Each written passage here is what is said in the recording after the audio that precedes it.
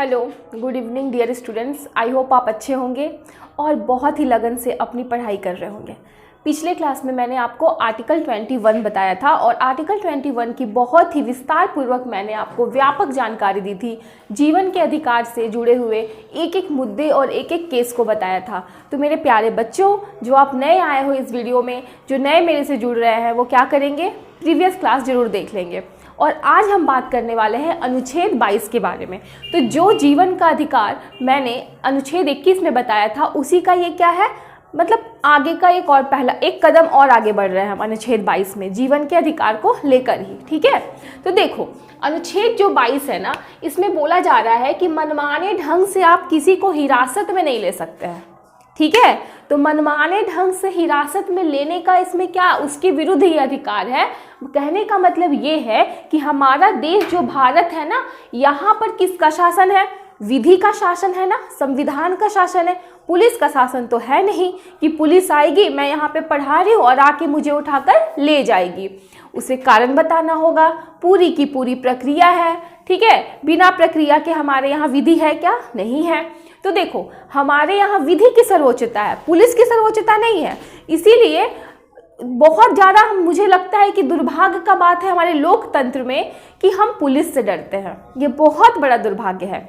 देखिए हमारे यहाँ पुलिस का शासन है, तो पुलिस जो है वो क्या है, उसका काम है हमें सुरक्षा देना। ठीक है, हमारी सुरक्षा के लिए पुलिस को स्थापित किया गया है।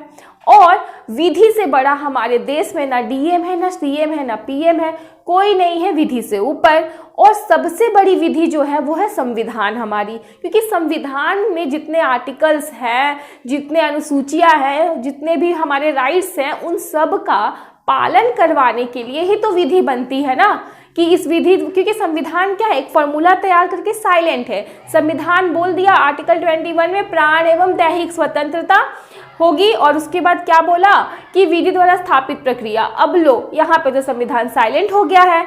तो उच्चतम न्यायालय क्या करता है, आर्टिकल्स की व्याख्या करता है और संसद क्या करती है, उस आर्टिकल्स का पालन हो पाए वो उच्चतम न्यायालय समझाता है। जैसे कि गोपालनवाद में उसने समझाया जीवन के अधिकार को, बोला कि शारीरिक सुरक्षा और शारीरिक प्रताड़ना का अभाव ही जीवन का अधिकार है। लेकिन उच्चतम न्यायालय समय के साथ साथ अपनी व्याख्या बदल देता है और मेनकावाद में क्या बोला कि नहीं, ये बस जीवन का अधिकार नहीं है, गरिमामय जीवन क्या है, जीवन का अधिकार है। तो उच्चतम न्यायालय अपनी व्याख्या समय पर बदलते रहता है।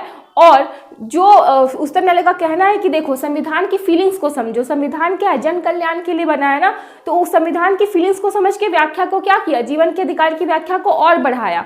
ठीक है, छोटा सा नहीं रहने दिया, पहले तो बहुत सूक्ष्म व्याख्या थी, फिर उसको व्यापक कर दिया। तो देखो अनुच्छेद 22 बता रही हूँ, लेकिन 21 में क्यों गई, क्योंकि हम उसी जीवन की बात कर रहे हैं। भैया हमारा ही जीवन है, हमें पुलिस आगे पकड़ के ले जाएगी तो हमारा जीवन का अधिकार कैसे है, जीवन का अधिकार बिल्कुल नहीं है। पता चला मैं यहाँ पढ़ा रही हूँ, पुलिस आई, मन किया उठा के ले गई, हमको अच्छा से पीट उठ के वापस भेज देगी या फिर रख लेगी जेल में ही। तो ये क्या है, मनमाने ढंग से हिरासत में नहीं ले सकते, ये भी तो हमारा एक जीवन का अधिकार ही है ना। तो इसीलिए आर्टिकल 22 अनुच्छेद 22 क्या है, जीवन के अधिकार का एक अगला स्टेप है।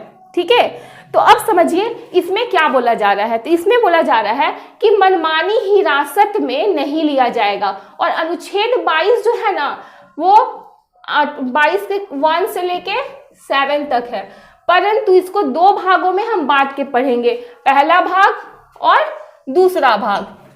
देखो 22 का क्लॉज 1 एंड क्लॉज 2, बात को ये समझना है कि देखो बोल रहा है पहले में कि मनमानी हिरासत में नहीं लिया जाएगा। ठीक है, और किसी व्यक्ति को बंदी बनाने एवं हिरासत में लेने के कारण बताए जाएंगे। तीसरा पॉइंट में बोला व्यक्ति को अपने पसंदीदा विधि व्यवसाय मतलब वकील से परामर्श का अधिकार है। अगर मान लो किसी को कोई पुलिस आती, पर देखो सजा पुलिस तभी देगी अगर हम विधि का उल्लंघन करेंगे। अगर हमने किसी भी विधि का उल्लंघन नहीं किया, अधिनियम का उल्लंघन नहीं किया, किसी एक्ट का उल्लंघन नहीं किया, तो पुलिस किस बिना पर हमें पकड़ेगी।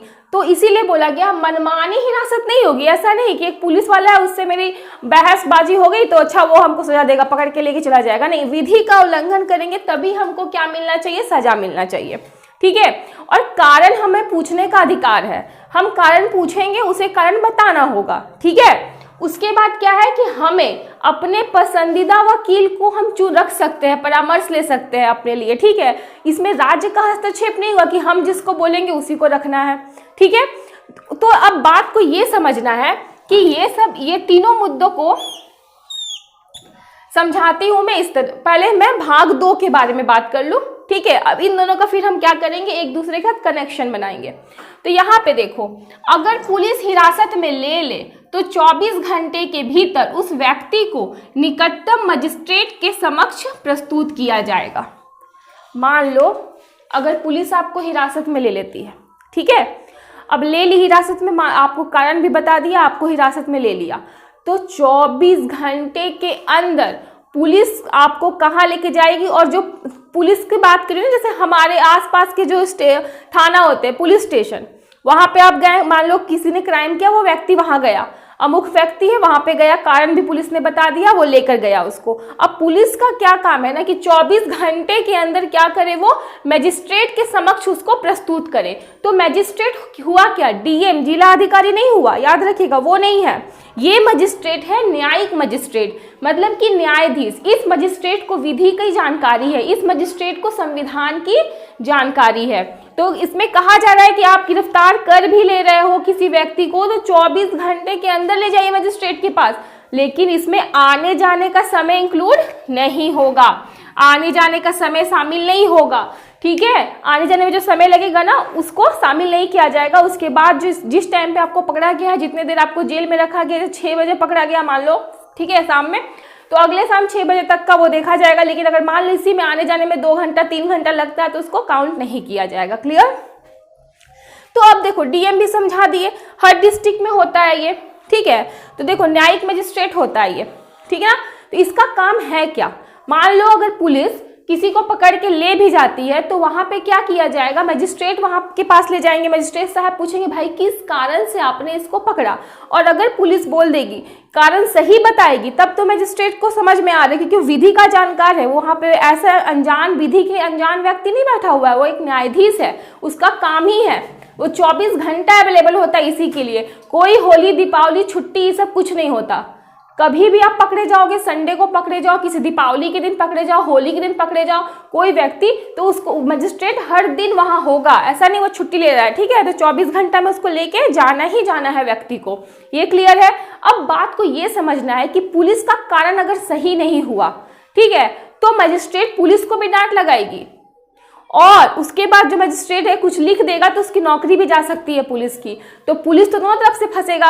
अगर पुलिस काम नहीं भी करवाता है तो पब्लिक बोलती है ना, ये गुनाहगार घूम रहा है, पुलिस ने पकड़ रही है। पुलिस के तो हाथ बंदे हैं, क्योंकि पुलिस, आप पहले भी बता चुकी हूँ कि सबूत और गवाह हमारे यहाँ इंपॉर्टेंट है। व्यक्ति खुद भी बोल देता है कि हम ये क्राइम किए हैं, तो न्यायपालिका नहीं मानती है, क्योंकि उसको पता है कि पुलिस मार पीट करके भी उगलवा सकती है, इससे इसका बयान ले सकती है, ठीक है। लेकिन अब बात को ये समझना है, मैं इतना बोल रही हूं कि मनमानी हिरासत नहीं लेंगे, उसके बाद से कारण बताना होगा, पसंदीदा वकील रख सकते हैं, लेकिन कभी कभी आप देखोगे ये किस पे लागू होगा। अगर पुलिस ले गई व्यक्ति को और रजिस्टर में एंट्री हो गया, तो उसके लिए ये 24 घंटा वाला होगा। लेकिन पुलिस भी बहुत तेज होती है, वो क्या करती है, किसी व्यक्ति को ले जाएगी और एंट्री नहीं करेगी रजिस्टर में, कि हम सबूत ही नहीं, एंट्री नहीं करेगी रजिस्टर में, ठीक है। तो रजिस्टर में एंट्री नहीं करेगी, उसके बाद खतरनाक मारती पीटती है। जो 24 घंटे का समय होता है वो हमारा क्या होता है, पुलिस कस्टडी होता है ना। तो उस कस्टडी में तो पुलिस अपना चेहरा, मतलब व्यक्ति का चेहरा बिगाड़ देगी, ठीक है, इतना मारेगी, खतरनाक तरीके से मारती है। लेकिन एक बात याद रखना, पुलिस को मारने का अधिकार बिल्कुल नहीं है, पुलिस होती ही नहीं है हमें दंड देने वाली। हमें दंड सिर्फ और सिर्फ कौन देगा, न्यायपालिका देगी, ठीक है। इनकाउंटर करते हैं ना पुलिस, वो अधिकार उनको नहीं है, हमें मृत्युदंड देने का अधिकार न्यायपालिका को है, ठीक है। लेकिन फिर भी क्या करती है पुलिस, करती है अपना, मतलब मनमाने ढंग से काम करती है। और पुलिस, अब क्या किया गया है, राष्ट्रीय मानवाधिकार आयोग बना। मानव अधिकार आयोग में क्या है कि वो बोलता है, मानव अधिकार आयोग, कि पुलिस तो ये काम भी कर रही है ना, किसी को ले जा रही है और रजिस्टर में एंट्री नहीं कर रही है। रजिस्टर में एंट्री नहीं करेगी तो क्या होगा कि उस व्यक्ति का एंट्री नहीं है कि हम इसको लेके आए हैं, और जिसका एंट्री है रजिस्टर में, उसी पे ये लागू हुआ कि 24 घंटे के अंदर मजिस्ट्रेट के सामने समक्ष पेश करो, मजिस्ट्रेट पुलिस से उसका कारण पूछेगा कि आखिर क्यों गिरफ्तार किया, अच्छा कारण, मतलब कारण उसको समझ में आया कि नहीं सही कारण से गिरफ्तार किया है, तब तो मजिस्ट्रेट आगे की कार्रवाई करेगा। और पता चला कि नहीं पुलिस बेकार तरीके से इसको झूठ मूठ का कारण बता के पकड़ लिए, तो मजिस्ट्रेट पुलिस को भी डांट लगाएगी, हो सके पुलिस की नौकरी खतरे में भी आ जाए और उस इंसान को क्या करेगी, छोड़ देगी। लेकिन ये सब चीज किस पे डिपेंड है, रजिस्टर होना, रजिस्टर में एंट्री पे डिपेंड है, पुलिस करेगी ले जाके तब। तो बात को ये समझना कि अब पुलिस मान लो किसी को पकड़ी, टारगेट में ले ली, लेके गई अपने यहाँ, बोली कि इसका रजिस्टर में एंट्री ही नहीं करो, अच्छे से कूट पीट रही है दम भर उसको। तो बात को ये समझना, इसीलिए राष्ट्रीय मानव अधिकार आयोग बना, जिसके अंतर्गत वो बोलता है, मानव अधिकार आयोग बोला भाई अब हर थाने में सीसीटीवी कैमरा होना चाहिए, हर थाने में कैमरा होना चाहिए, हर थाने में नजर होनी चाहिए सबकी कि यहाँ पे क्या हो रहा है नहीं हो रहा है, ताकि हम वहां से देख पाएंगे कि हाँ इसको कब पकड़ा गया है नहीं पकड़ा गया। तो राष्ट्रीय मानव अधिकार आयोग भी इसीलिए हुआ। अब बात को ये समझना, देखिए अब ये अमुक व्यक्ति है, एक अमुक व्यक्ति है, इसको पुलिस ले गई अपने साथ, ठीक है, 24 घंटे के अंदर मजिस्ट्रेट के पास इसको पेश कर दिया गया। मजिस्ट्रेट को अगर लगा, मजिस्ट्रेट को लगा कि नहीं कारण सही है, ठीक है, तो अब इसको कहाँ भेज दिया जाएगा, पुलिस कस्टडी से जुडिशियल कस्टडी में, जुडिशियल कस्टडी में चला जाएगा। अब जुडिशियल कस्टडी में जब ये व्यक्ति जाएगा, जुडिशियल कस्टडी में जब ए जाएगा तो वो किसके परामर्श परमिशन से जाएगा, तो मजिस्ट्रेट के परमिशन से। इसका मतलब ये है कि पुलिस कस्टडी से निकल के वो कहाँ चला गया, मजिस्ट्रेट के कस्टडी में, ठीक है। तो अब जुडिशियल जो होता है हमारा कस्टडी, तो जुडिशियल कस्टडी मतलब कि सेंट्रल जेल, ठीक है, हर डिस्ट्रिक्ट में सेंट्रल जेल होता है, तो उस सेंट्रल जेल में ये रहेगा। वहां पुलिस कूटती काटती तो नहीं, कूट काट तो नहीं पाएगी, लेकिन पुलिस बार बार बोलती है, ये व्यक्ति अगर क्रिमिनल होगा तो पुलिस बार बार बोलेगी भाई इसको हमारे कस्टडी में भेजिए, पुलिस कस्टडी में भेजिए। और मजिस्ट्रेट इसको कहाँ भेज देता है 24 घंटे के बाद, जुडिशियल कस्टडी में। तो ये पुलिस बोलेगा कि नहीं ए को हमारे कस्टडी में भेजिए, हमको सबूत इकट्ठा करना है, हमको क्राइम सीन के पास इसको लेके जाना है। तो कभी कभी मजिस्ट्रेट क्या करता है, परमिशन देता है बीच बीच में कि हाँ पुलिस कस्टडी में ले जाओ, उतने दौरान पुलिस लाके ठोकती है अच्छा से। तो ये सब आपको पता होना चाहिए कि 24 घंटे के बाद हमको 24 घंटे के अंदर कहाँ ले जाना है, मजिस्ट्रेट के पास। मजिस्ट्रेट वहां पे तय करेगी कि आप अपराधी हो या नहीं हो। अगर मतलब कि वो कारण उसको सही लगेगा, पुलिस का दिया हुआ कारण सही लगेगा, तब तो वो बोलेगी कि ठीक है इसको जुडिशियल कस्टडी में उसको डालना होगा तो डालो, तो बोलेगी कि नहीं पुलिस कस्टडी में ही रखना है तो रखो, वो उसके ऊपर है। अगर जुडिशियल कस्टडी में आप चले गए तो पुलिस क्या करती है, वहां से बीच बीच में आपको मजिस्ट्रेट से मांग के भी लाएगी और सबूत इकट्ठा करने के लिए आपको ले जाएगी। उसके दौरान आपको कूट पीट सकती है, करती, लेकिन पीटने का अधिकार पुलिस को नहीं है, ठीक है। तो यहां तक समझ में आ गया। अब क्या है, अब इसके आगे चलते हैं, क्योंकि इसके कुछ अपवाद भी होंगे। तो ये दोनों टॉपिक तो समझ में आ गया आपको, लेकिन इसके कुछ अपवाद भी होंगे, पहले उसको बता देती हूँ, जो कि आर्टिकल 22 के क्लॉज 3 में बोला गया है। क्योंकि उसमें अपवाद दिया गया है कि ये जो लागू हो रहा है ये भारतीयों पे लागू हो रहा है। किसके लिए है ये, भारतीय नागरिक अगर गिरफ्तार होते हैं तो उनके लिए। अब विदेशी जो नागरिक है उनके लिए क्या प्रावधान है उसके बारे में बात करते, पहले इसको रिमूव कर लेती हूँ। तो आर्टिकल 22 के क्लॉज 1 और क्लॉज 2 के बारे में मैंने जो बताया, तो उसका अपवाद क्या है, आर्टिकल 22 के क्लॉज 3 है। मतलब कि मनमाने ढंग से आपको हिरासत में नहीं लिया जाएगा और साथ ही मजिस्ट्रेट के पास 24 घंटे के अंदर आपको पेश किया जाएगा। तो ये दोनों जो सुविधा है ना, वो इसका अपवाद ये है कि ये विदेशी शत्रु को नहीं मिलेगा।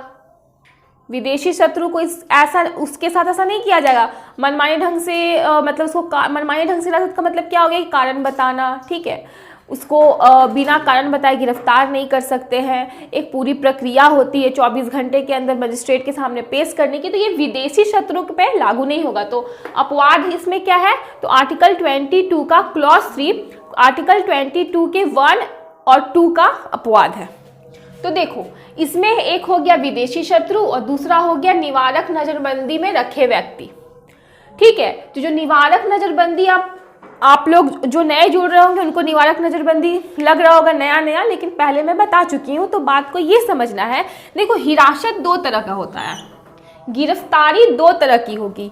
एक होता है दंड विषयक हिरासत। दंड विषयक हिरासत में क्या है ना, प्रक्रिया है, ठीक है। इसमें क्या है, आप ऐसे ही किसी को नहीं उठाएंगे, कारण बताएंगे, 24 घंटे में मजिस्ट्रेट के सामने पेश करेंगे। तो ये सारी प्रक्रिया है, सबूत और सुनवाई होगा। इसमें क्या होता है, सुनवाई होता है, इसमें सुनवाई होगा। ठीक है, न्यायाधीश सबूत और गवाह को देखेगी। ठीक है, और अगर सबूत और गवाह नहीं मिलेंगे व्यक्ति के खिलाफ तो व्यक्ति को क्या कर देगी, वो छोड़ देगी।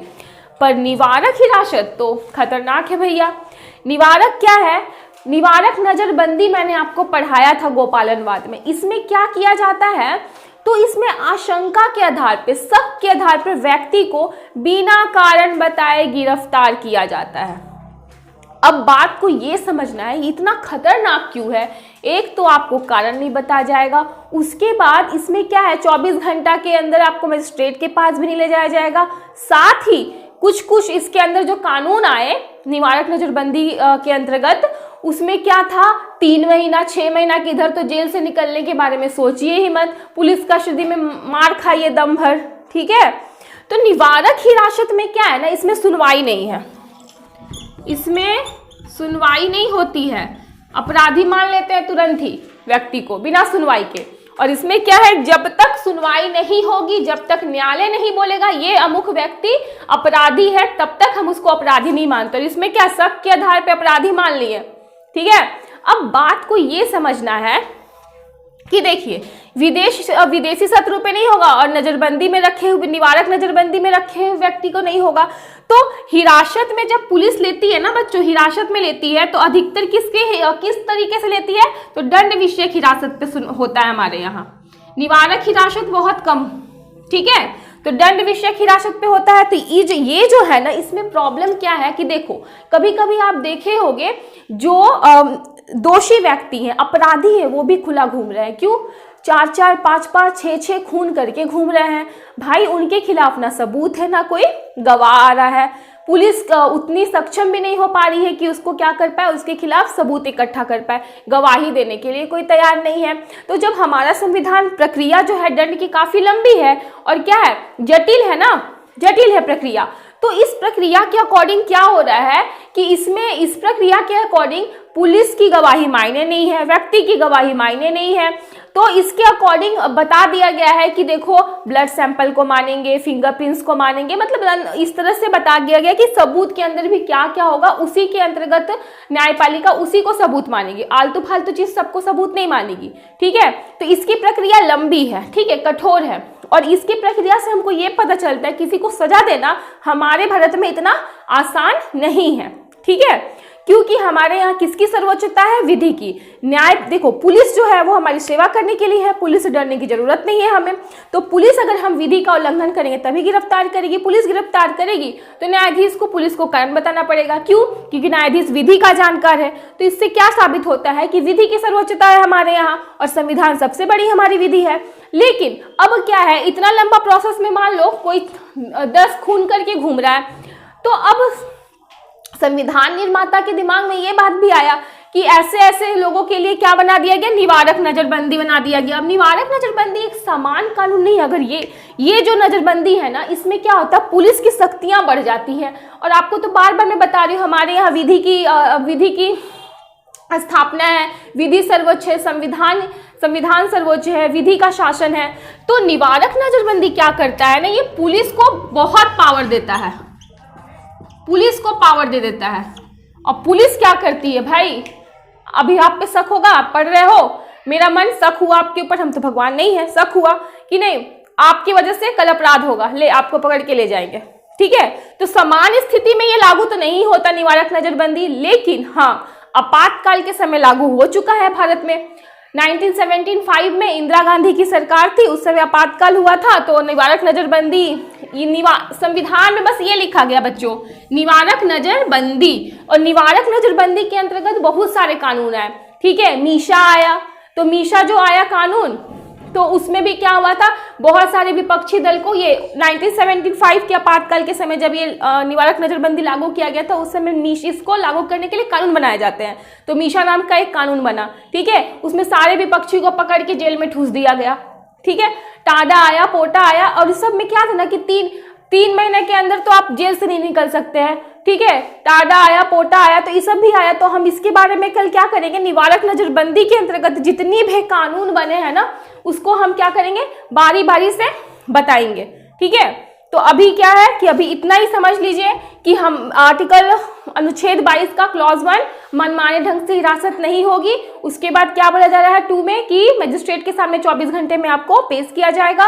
और आर्टिकल 22 का क्लॉज 3 क्या बोल रहा है कि विदेशी शत्रु पे और निवारक नजरबंदी में जो व्यक्ति रखे गए हैं उन पे ये दोनों लागू नहीं होगा, उनको कोई मजिस्ट्रेट वगैरह के सामने प्रस्तुत नहीं किया जाएगा। अब निवारक नजरबंदी के अंतर्गत जो जो कानून आए हैं, मीसा, ठीक है, पोटा, टाडा, तो वो सब क्या करेंगे, हम उसको क्लियर करेंगे कल के क्लास में। और आज का क्लास में फिर यही समाप्त करती हूँ। तब तक के लिए bye bye, take care and जय हिंद।